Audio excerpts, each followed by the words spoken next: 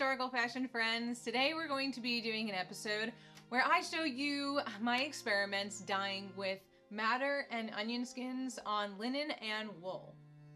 If you like content like this, be sure to subscribe, like, and leave a comment below if you've done your own madder or onion skin dyeing projects, because I would love to see how they turned out.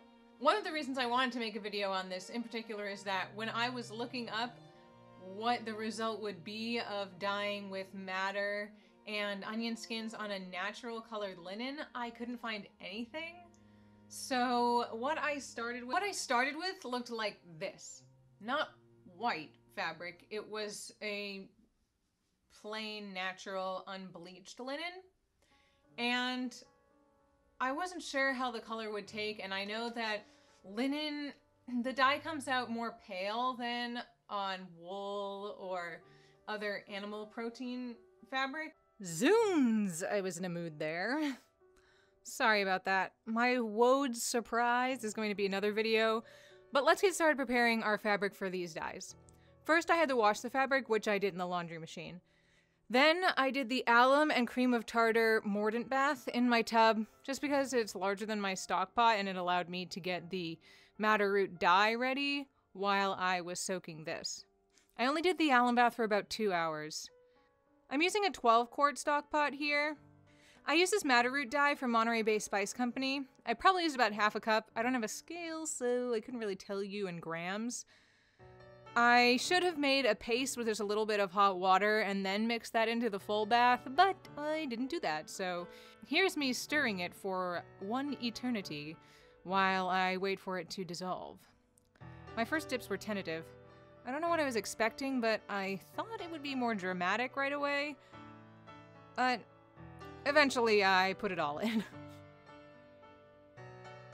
Then I was just trying to submerge it all with my wooden dyeing spoon. Just pushing it around and trying to get out these air bubbles.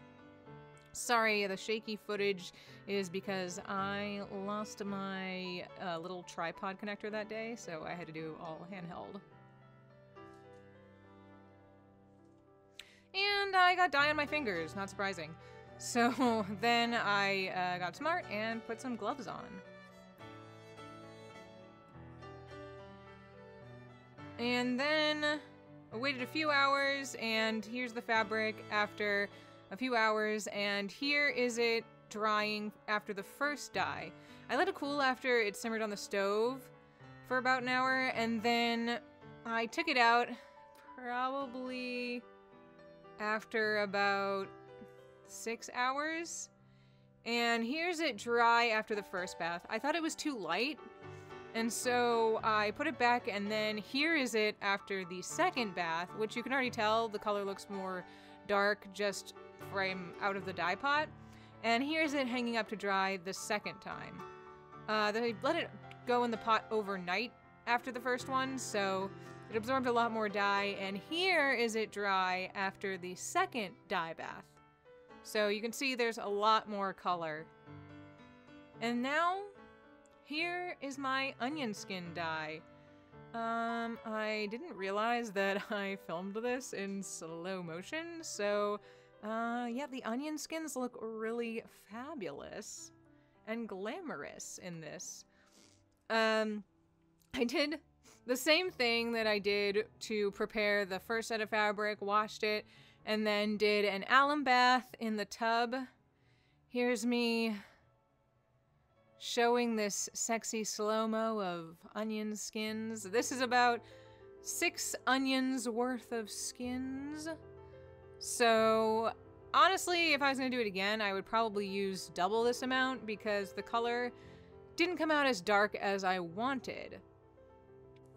So I put water in and covered up the onion skins, and then I let it simmer until basically the onion skins kind of looked translucent.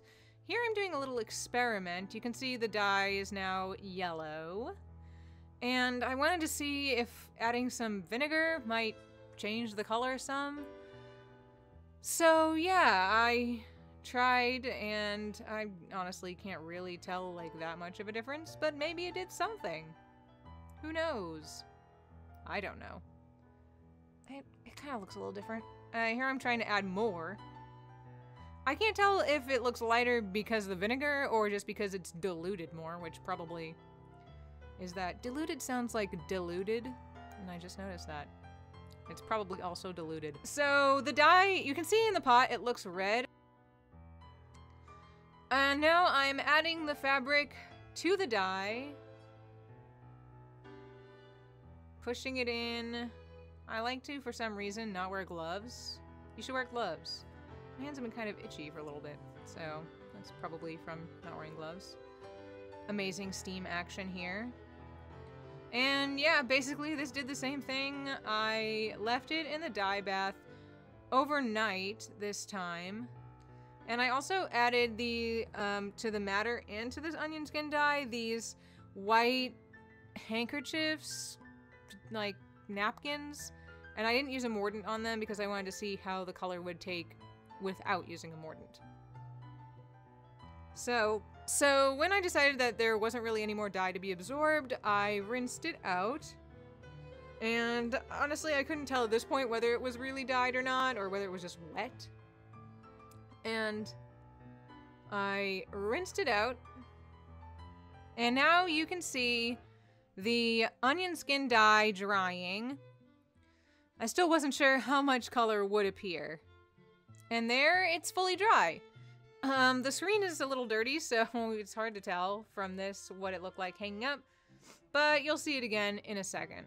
Here I am wetting the already madder dyed wool a second time so that I could put it back into the dye bath and it wouldn't be shocked.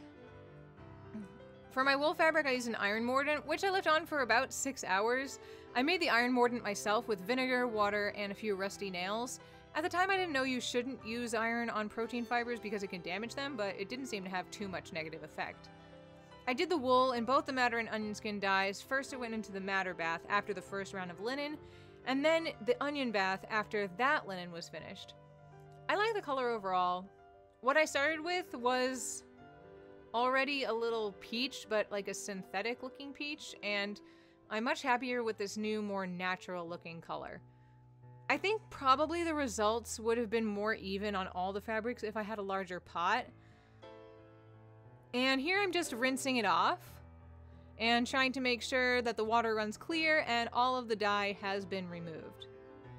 And here's the wool hanging up to dry.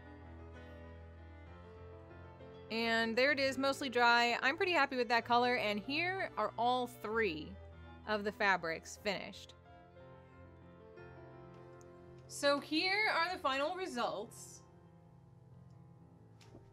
This, as you saw before, was originally a bright synthetic looking peach color, which I didn't like at all. So now this piece has been dyed with madder and with onion skin. And I have to say that it's still a little patchy in spots.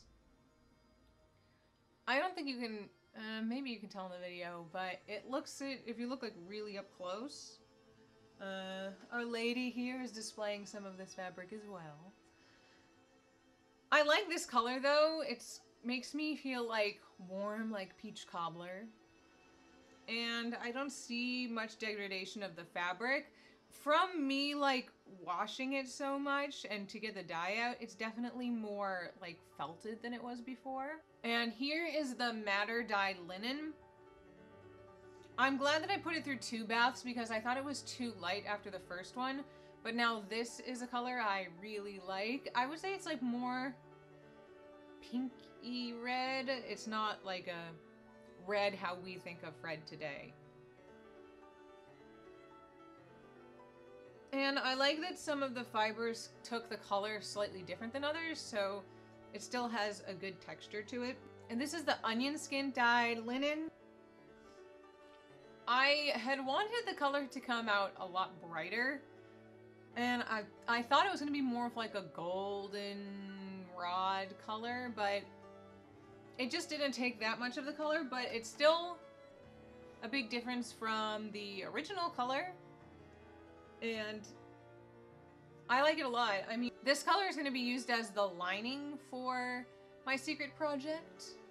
So I should also have a bunch left over, which I think I might make like a linen cap out of. We'll see. We'll see if the shape is enough.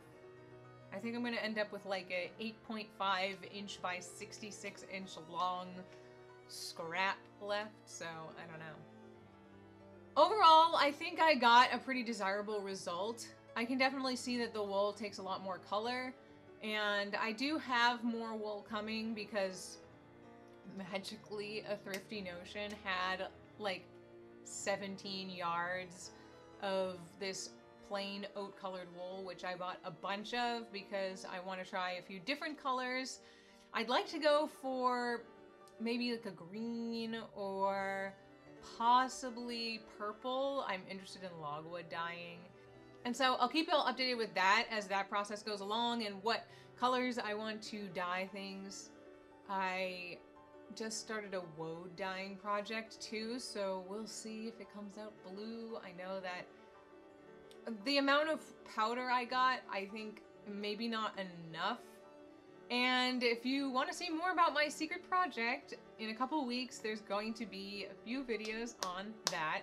It's for the Foundations Revealed contest, and I'm super excited. I'm doing a lot of different stuff that I haven't done before, and trying out all new techniques with dyeing and tablet weaving, and I'm really looking forward to seeing how it turns out.